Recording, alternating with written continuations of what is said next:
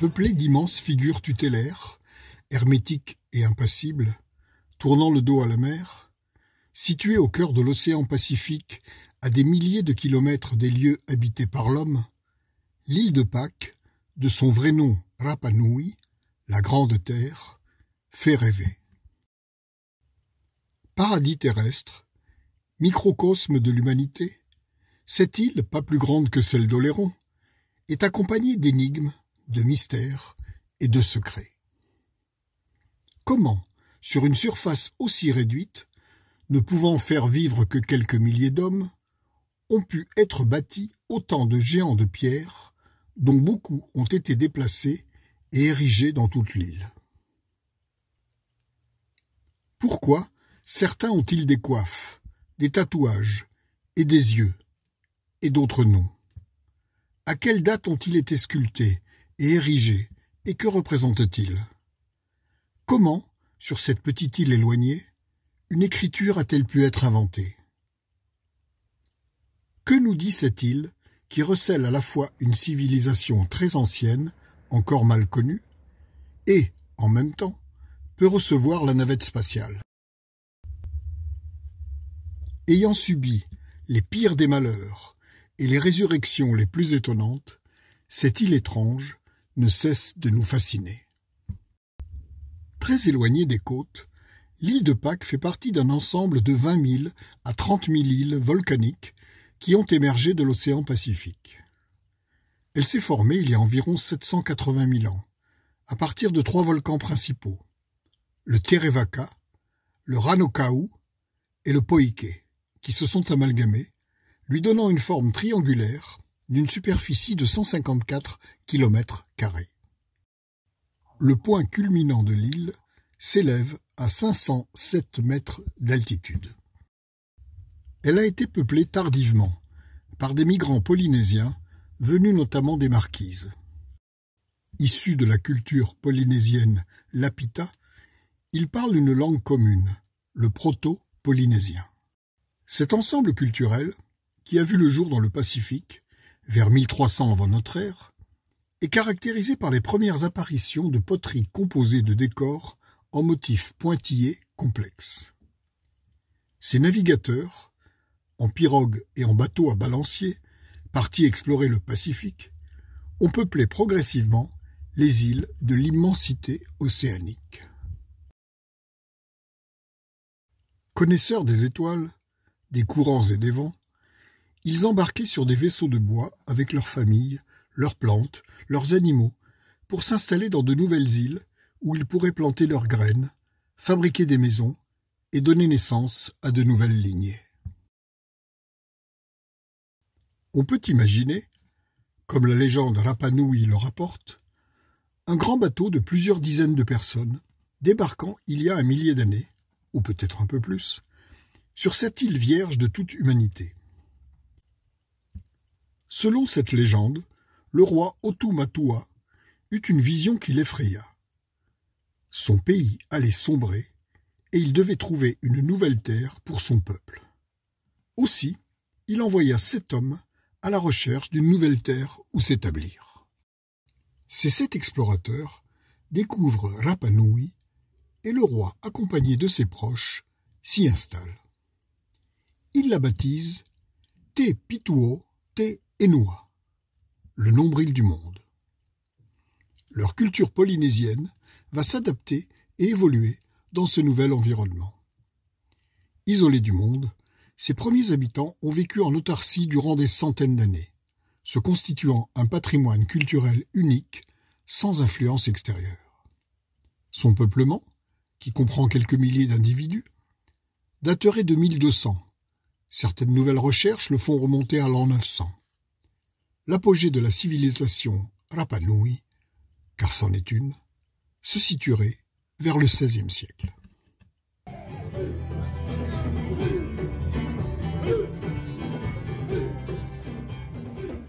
En quelques siècles, cette civilisation a inventé de nouvelles pratiques agricoles, ainsi que des techniques de tissage à partir de fibres végétales pour la fabrication de vêtements et d'objets utilitaires. Elle a également mis au point une langue, le Rapa Nui, issue des langues océaniques, qui s'est individualisée et qui est encore parlée aujourd'hui. Elle a élaboré une organisation sociale et politique pérenne, une société clanique, dirigée par des chefs héréditaires, et des croyances religieuses centrées sur le culte des ancêtres, une pratique originelle de l'humanité pour jouir de leur protection. Dans la culture polynésienne, cela prenait la forme des tikis en pierre ou en bois de taille humaine, et, chez les Rapa Nui, celle singulière des Moai, ces géants de pierre de plus en plus grands, représentant des êtres vivants qui, après leur décès, ont été divinisés. On peut supposer que toutes les familles vénéraient un ancêtre, un personnage important ou un chef. Ceux issus de lignées proches étaient érigés ensemble et parfaitement alignés sur les plateformes appelées aou, où des cérémonies aux rituels mal connus y célébraient les récoltes, les naissances et les décès.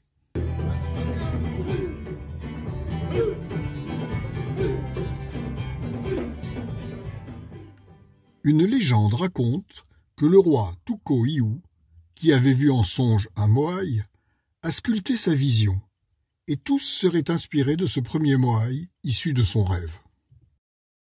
Certains sont restés sur place, d'autres sont disséminés dans toute l'île. Les plus anciens Moai, ceux des Aou, sont plus petits, avec des têtes et des yeux ronds.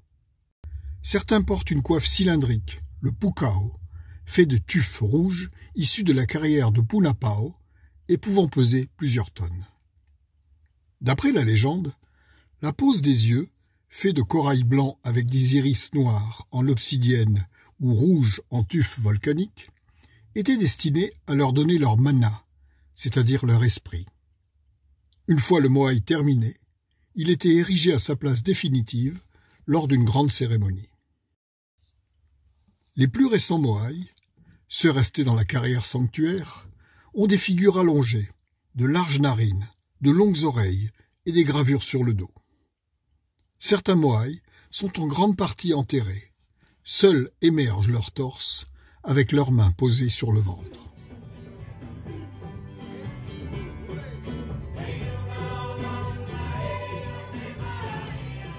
Un spectacle organisé par le groupe Rapa Nui Manama Oi raconte en chansons et en danse l'histoire de l'île, la naissance du culte des Moai, leur fabrication et leur installation sur les lieux sacrés.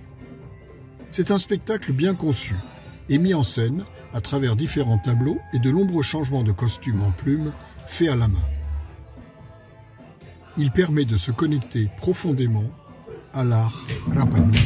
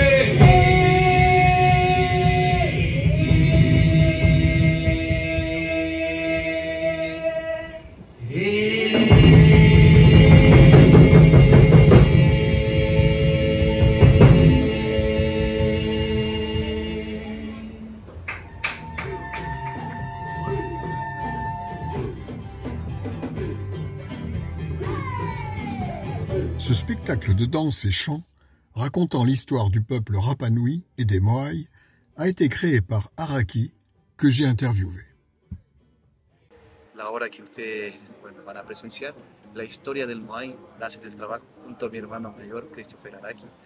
Juntos creamos esta obra musical que busca no solamente transmitir un espectáculo de danza, sino también entregar parte fundamental de nuestra identidad como pueblo Rapa Nui, a través de una historia que usted puede comprender, ya que es narrada en español, inglés, en francés, pero que su desarrollo es 100% realizado por la lengua Rapa Nui a través de las artes propias de nuestro pueblo y lo que hemos logrado heredar y preservar de nuestros ancestros.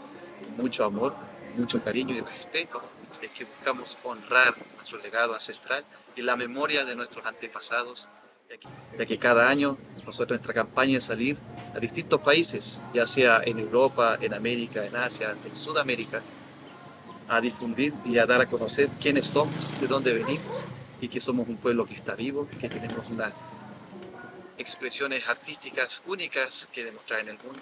Y esperamos que también ustedes puedan ser parte de nuestra historia y nos ayuden a difundir nuestro mensaje.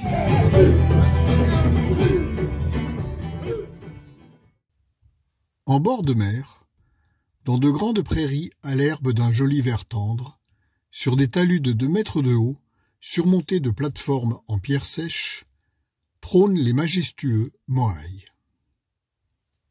Se détachant sur le fond bleu intense d'une mer bordée par des rochers très noirs, sur lesquels viennent s'éclater des vagues d'un blanc étincelant, les Moai, à la tombée de la nuit, subliment les paysages marins.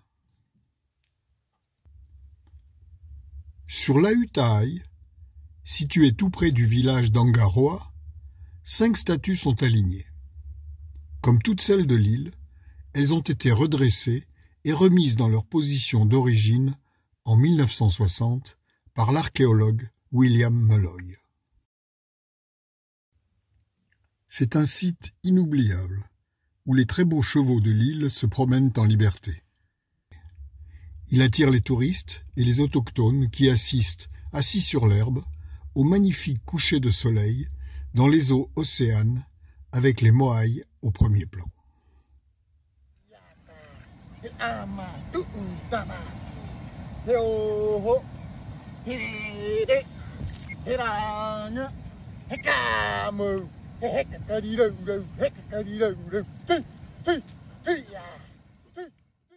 Un peu plus loin, sur l'Auakapu, un Moai isolé portant un pukao, une coiffe rouge, est particulièrement émouvant.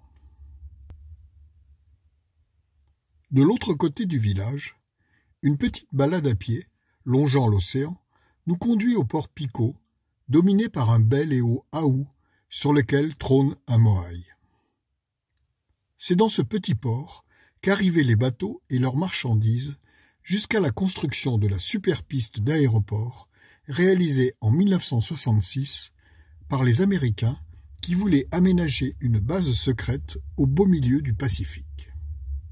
Cette piste pouvait et peut toujours accueillir les gros bombardiers et même la navette spatiale. Elle est très précieuse pour les Pasquans et les visiteurs du monde entier arrivant par les Airbus ou les Boeing, puisqu'elle est devenue un grand petit aéroport. À l'autre extrémité de l'île, on découvre la plage d'Anakena, la plus belle de l'île, une plage de rêve entourée d'une cocoterie. Sur cette belle plage de sable fin, bordant une eau oscillant entre une couleur turquoise et le bleu pacifique, sous quelques parasols, des touristes et des autochtones sont venus nager et bronzer.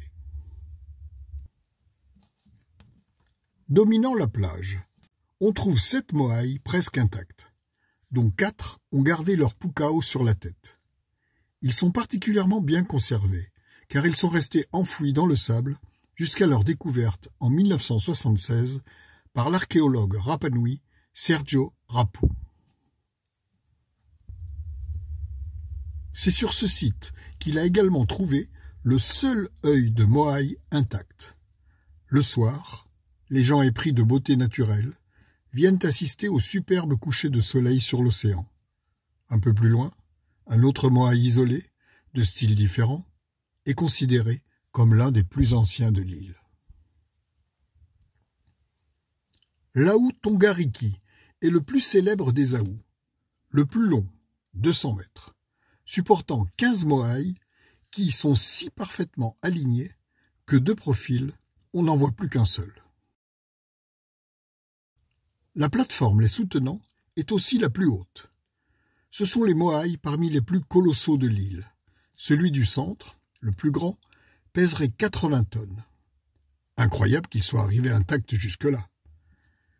Lui a sur la tête son pukao. Delphine pense que ce sont plutôt des genres de chignons posés haut sur la tête à la manière polynésienne. Ce site sublime a été complètement détruit en 1960, à la suite d'un tsunami où l'on a pu voir des vagues de 11 mètres de haut. Les autorités de l'île n'ayant pas les moyens de le restaurer, c'est une société japonaise privée qui a financé sa réhabilitation. En remerciement, un beau moaï a été prêté aux Japonais, qui l'ont promené dans tout le Japon. Il est revenu chez lui et trône à présent à l'entrée du site. Son surnom est le Voyageur. D'ailleurs, on voit beaucoup de touristes japonais ravis de venir le photographier. Notre visite de l'île a été enrichie par les connaissances de Delphine Poulain, rencontrée sur Internet, puis à notre arrivée sur l'île. Nous avons passé avec elle une journée de près de 10 heures à la découverte de ses principaux sites. Elle nous a appris que pendant la pandémie, l'île a été complètement coupée du monde pendant près de 3 ans.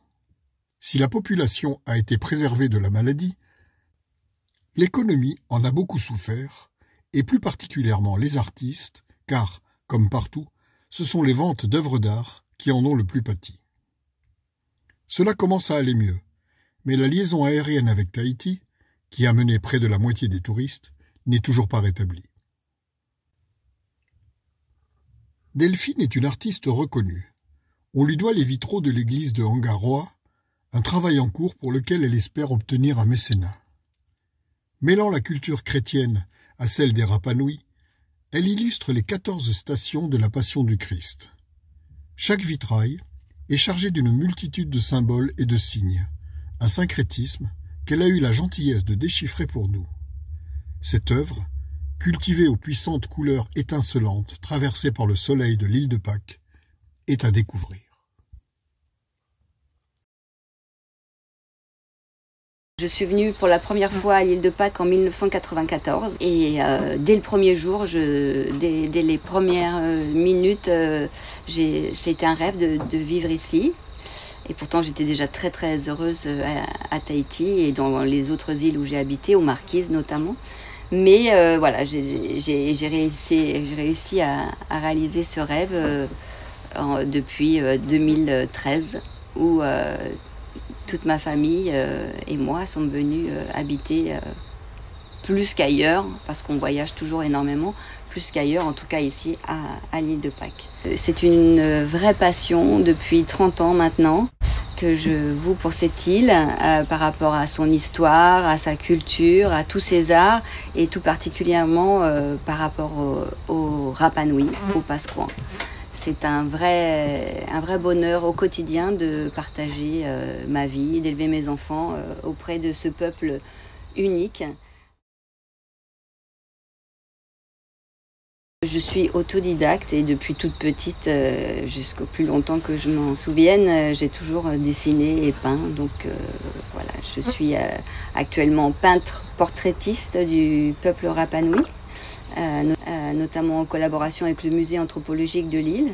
Et puis, je peins l'art Rapa Nui depuis plus de 20 ans maintenant, ce qui m'a donné le plaisir de faire partie des sculpteurs de Rapa Nui, où nous exposons souvent nos œuvres ensemble. Et je travaille donc quotidiennement maintenant, depuis le début de la pandémie, à la réalisation des vitraux de l'unique église catholique de l'île de Pâques. Donc c'est un syncrétisme des deux cultures, catholique Rapa Nui, avec un chemin de croix qui illustre le parcours, mais avec des paysages de l'île de Pâques, des personnages historiques et contemporains de l'île de Pâques. Travaille donc à cette réalisation très particulière d'un chemin de croix, avec notamment par exemple pour le premier vitrail de l'église, j'ai réalisé Jésus, la réalisation de Jésus avec des tatouages, les tatouages ancestraux Rapa Nui, les tatouages anciens pasquans sur le visage de Jésus. Parce que, par exemple, j'ai commencé donc par faire le tableau de la résurrection parce que dans la tradition de la grande église, je ne le savais pas, mais quand on réalise un chemin de croix, il faut commencer par le dernier tableau. Le tableau de la résurrection, le tableau 14, pour finir par le premier tableau, la première station de la condamnation à mort.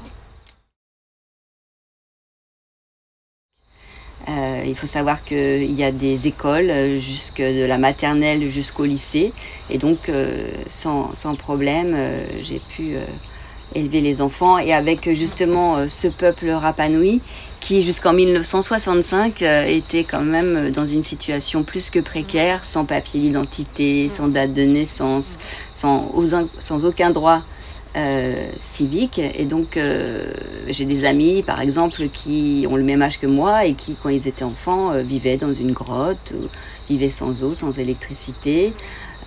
C'est toute une histoire de la culture Rapa Nui qui n'est pas spécialement connue, mais l'île de Pâques a encore plein de mystères, de questions en suspens, et c'est un plaisir de les partager.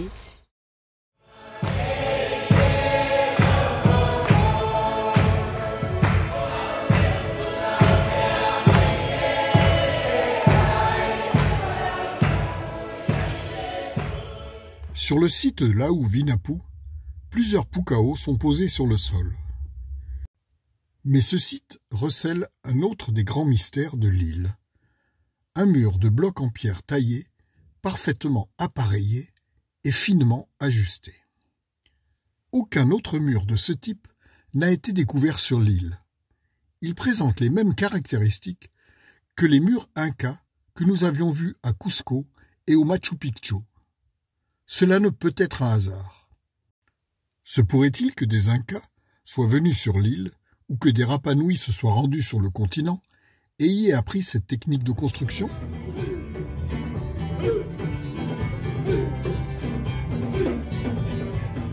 Nous repartons ensuite pour visiter le site le plus émouvant que l'on ait vu, Lau Tepeu, un lieu sublime près de l'océan où 2 aous sont effondrés et où les moaïs sont renversés face contre terre. La sérénité qui enveloppait les autres sites fait ici place à un sentiment de tristesse, de regret. On savait que les moaïs avaient été tous renversés à la suite d'événements non encore éclaircis, probablement un changement de culte, qu'ils avaient été couchés délicatement. Mais dans ce site, on croit sentir qu'une certaine violence a eu lieu. Un moaï, tout particulièrement, suscite ces sentiments. Couché obliquement, né par terre, on voit sa base bien lisse et son corps gisant au milieu des pierres noires et de l'herbe verte qui couvrent le sol. À côté de lui, plusieurs autres moaïs sont couchés dans la même position. Un paysage de désolation, sous un beau ciel bleu. Van Gogh en aurait fait une toile sublime. Après avoir pris pas mal de photos et quelques panoramiques, nous quittons ce lieu particulièrement chargé.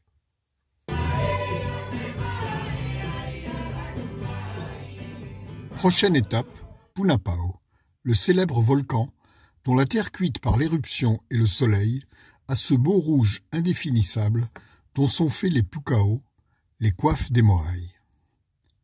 On en voit certaines à l'intérieur du cratère et beaucoup d'autres autour, balisant, elles aussi, les chemins que devaient parcourir ces masses rondes qui étaient probablement roulées jusqu'à leur destination finale.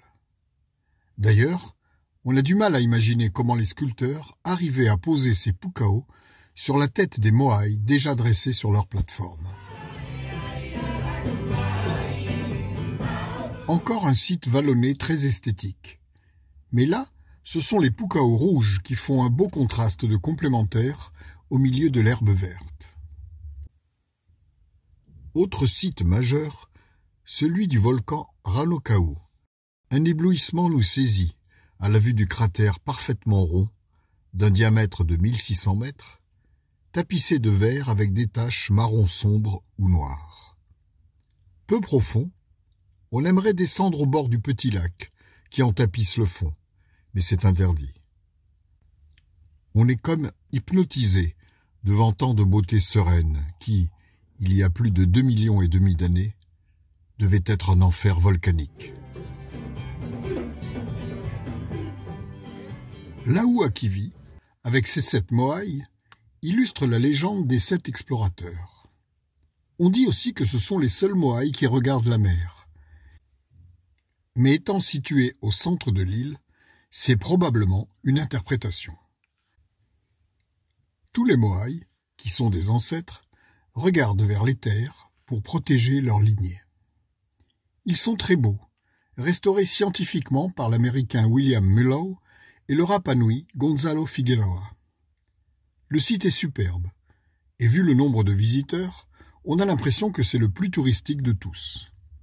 Nous avons eu beaucoup de chance d'être pratiquement les seuls sur les autres sites. Ce sont des expériences inoubliables. Au cœur de l'île, le volcan Rano Raraku, qui est la carrière sanctuaire d'où tous les moaïs proviennent, est un spectacle grandiose. C'est une vision puissante qui a marqué les esprits depuis plusieurs siècles et qui ravira le monde jusqu'à la fin des temps. D'un beau vert tendre qui descend en pente douce de la montagne Carrière est planté de gigantesques moaïs. Les chemins qui y mènent étaient des voies processionnelles balisées par des moaïs qui n'étaient pas abandonnés en route comme certaines théories le prétendent. À l'entrée du site, sur une table, sont montrés les différents types d'outils, essentiellement en basalte, qui ont servi à sculpter ces géants de pierre. En grimpant sur le volcan par un sentier balisé, on discerne bien ces chemins des moaïs. Des études sur les rochers et des expérimentations ont permis de comprendre comment les moaïs étaient sculptés en position allongée, puis, quand ils avaient tous leurs traits, étaient extraits de leurs gangs de pierre et redressés. D'autres archéologues pensent que ce sont des blocs grossièrement équarris qui ont été transportés et que les moaïs ont été sculptés lors de leur installation sur les Aous. Le tuf d'origine, assez friable, nécessitait une grande technicité et un grand soin de la part des tailleurs de pierre, qui devaient être plusieurs à travailler ensemble. L'étape la plus délicate était celle de leur transport à travers les collines, sur plusieurs dizaines de kilomètres parfois, et cela devait prendre plusieurs mois pour arriver à destination. Une des explications de leur déplacement était qu'ils les faisaient marcher.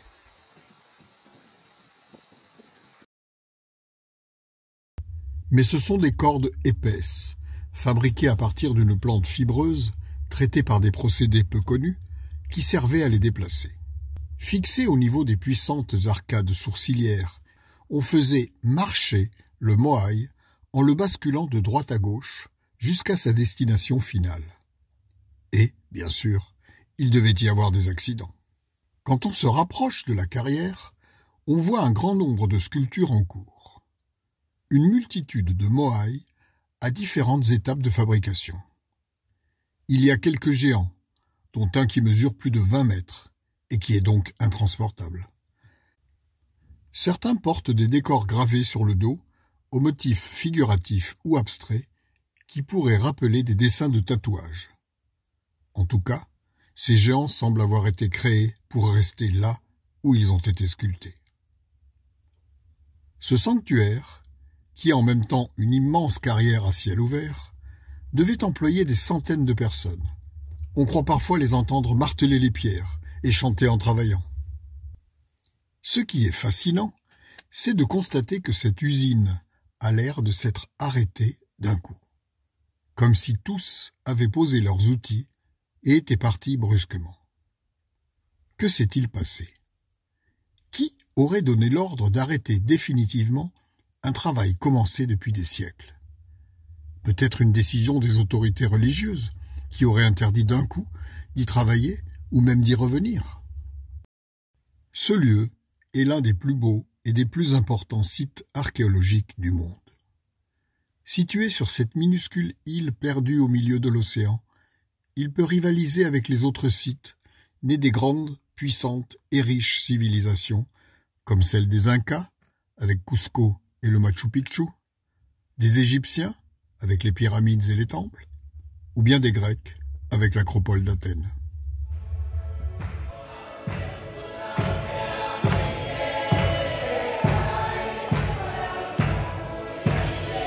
À partir de la deuxième moitié du XVIIe siècle, des études scientifiques attestent qu'une longue période de sécheresse a eu lieu, entraînant la destruction de la forêt, créant des conditions de vie difficiles et une chute importante de la population. De grandes modifications dans la société se produisent alors. La structure sociale passe d'une organisation tribale à une société centralisée. Cette période correspond à l'abandon de l'érection des Moai et à l'apparition d'un nouveau culte religieux, celui du dieu Makemake, représenté avec un corps d'homme et une tête de sterne. Ce dieu est issu de la cosmogonie polynésienne. La légende rapporte qu'il arriva sur l'îlot Motunoi et apporta un œuf qui donna vie aux humains. De nouveaux rituels sont alors organisés. Chaque année a lieu la cérémonie de l'homme-oiseau, le Tangata Manu, sur le site du volcan Ranokau, qui se trouve sur la pointe ouest de l'île, là où le soleil disparaît dans l'au-delà. Chaque grande famille choisit son représentant qui doit plonger dans l'océan à partir de la falaise, nager à l'aide d'un radeau en totora jusqu'à l'îlot rocheux inhabité de Motonui, qui veut dire grand rocher, grimper à son sommet, attendre la ponte du premier œuf de sterne de la saison, le Manutara, le recueillir, revenir vers l'île de Pâques, gravir avec son œuf intact noué par un bandeau sur son front la falaise de Ranokau, pour le ramener, bien sûr sans le casser, au roi de l'île. En 1722, l'expédition hollandaise de Jacob Roggeveen avait pu observer une de ces cérémonies. Orongo, un village de quelques 50 maisons en pierre de basalte, est occupé seulement pendant la période la plus importante de l'année, celle des cérémonies du culte de l'homme-oiseau qui durait plusieurs semaines. Les 1700 pétroglyphes en contrebas du village fourmillent de représentations de l'homme-oiseau à gros bec. On peut regretter l'abandon de la culture Rapanui, originale et singulière des Moai, ces figures impassibles et hermétiques qui prêtent plus au rêve et à l'interprétation que les représentations zoomorphes plus classiques issues des croyances d'origine océanienne. Ce sont d'ailleurs les Moai qui continuent d'interroger et d'intéresser les chercheurs et les amateurs dont je fais partie. Cette culture, qui pendant quelques siècles s'est développée de façon autonome, continue de fasciner les archéologues et les historiens par sa complexité et sa résilience face aux défis environnementaux et sociaux.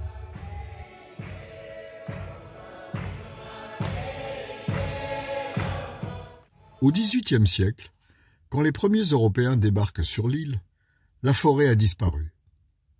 L'île est complètement dépourvue de grands arbres, comme le note déjà Roggeveen en 1722. Lors de leur passage, Cook et Lapérouse trouvent encore sur l'île des plateformes à houx portant des Moai debout. Si ces premiers découvreurs, auxquels il faudrait ajouter Pierre Loti, à qui on doit une description intéressante et plusieurs dessins, ne se sont pas mal comportés, les envahisseurs suivants ont maltraité les occupants de l'île, les esclavagisant, les expulsant ou les parquant.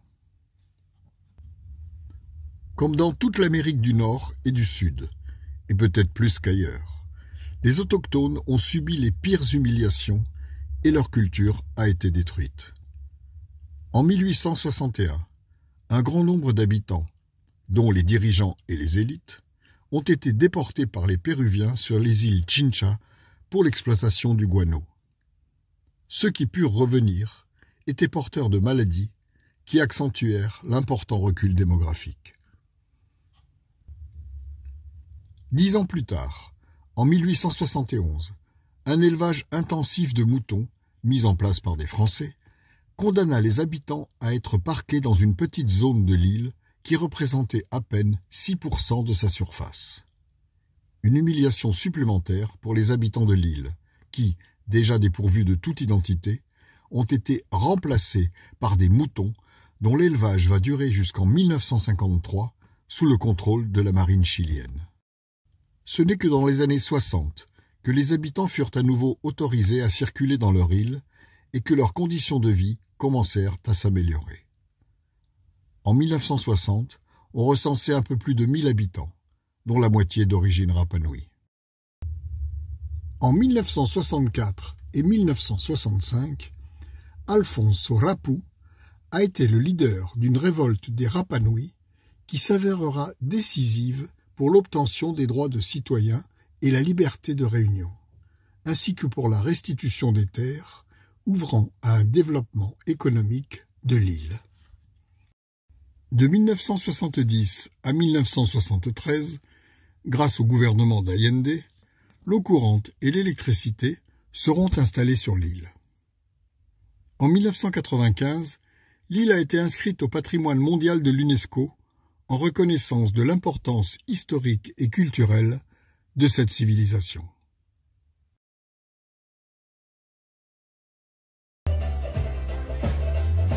Nous avons assisté à un superbe show de musiciens et de danseurs-danseuses Rapanui. Des chansons traditionnelles reprises par d'excellents musiciens, guitare basse, batterie et une drôle de petite guitare mandoline. Tous les musiciens et les danseurs chantent. À la fin de chaque morceau, il s'écrie « Experienza Rapanui ».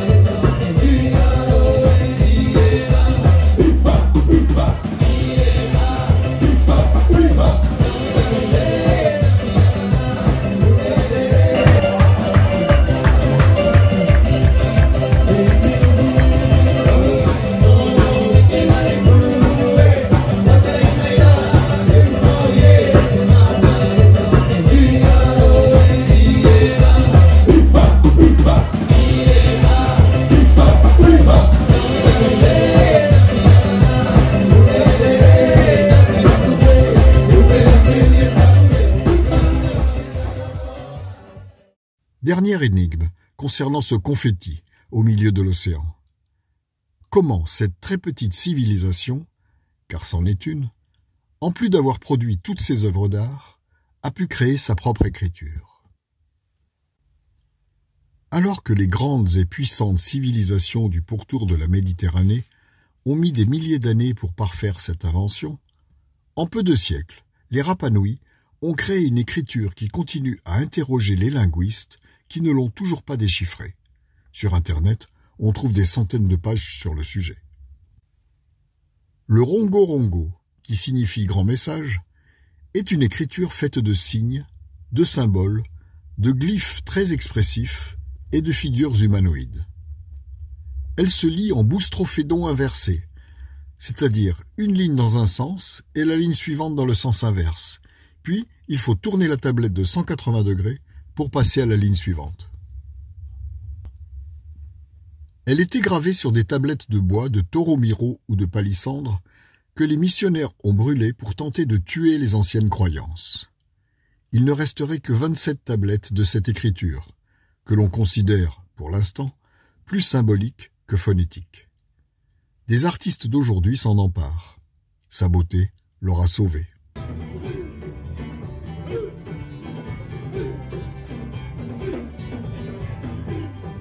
Robinson, descendant d'une grande lignée de sculpteurs Rapanui, présente dans une galerie qui jouxte son atelier ses œuvres et celles de ses amis peintres et sculpteurs.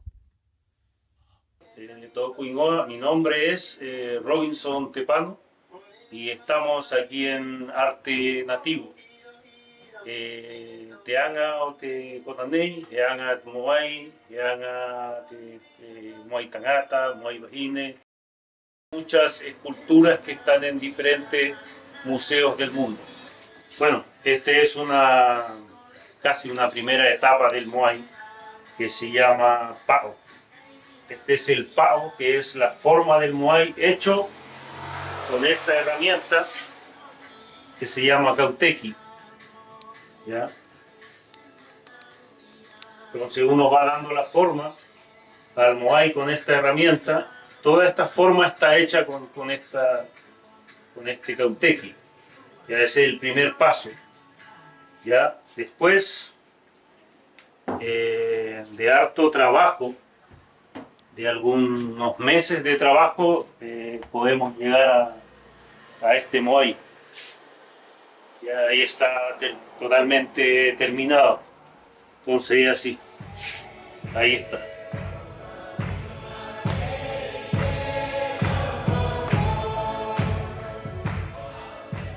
Depuis mon enfance à Rabat, ma fleur préférée a toujours été l'hibiscus. Et j'ai été ému de voir qu'il fleurissait dans toute l'île, où il prenait toutes sortes de couleurs. Jaune, blanc, orange, rouge bien sûr, etc. Voilà, nous devons quitter cette île incroyable qui nous a fait oublier tout le reste. La France, le monde, le délire des politiques. Moruru, qui veut dire merci. La seule chose qui reste des civilisations, c'est leur art. Rapa Nui, la Grande Terre, nous l'a rappelé.